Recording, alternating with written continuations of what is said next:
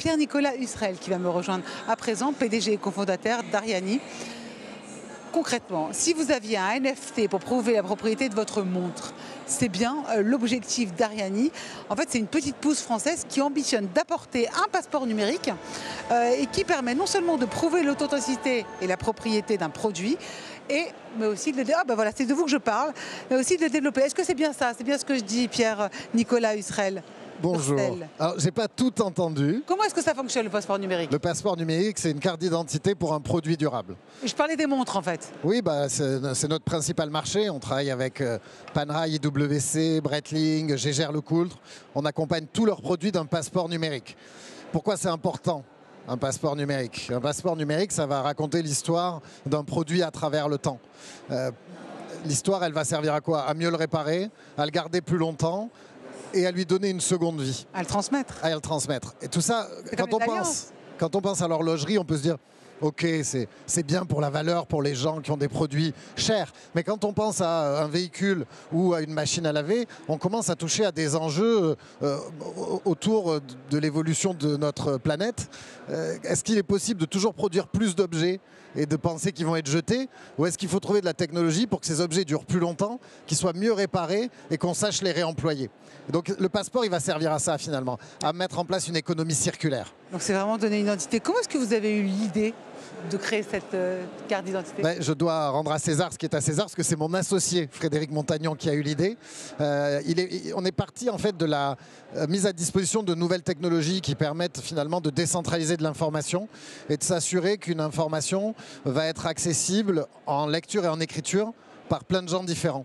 Donc on utilise des blockchains et c'est l'émergence de ces blockchains et le fait qu'elles soient devenues plus faciles à utiliser qui nous a fait penser que peut-être on pouvait les utiliser pour des enjeux retail et pas uniquement financiers.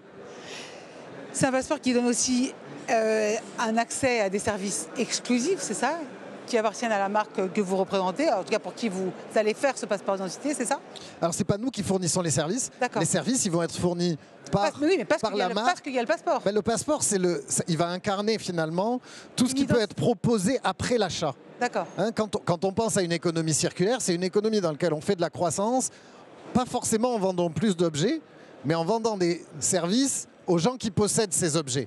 C'est particulièrement important aujourd'hui.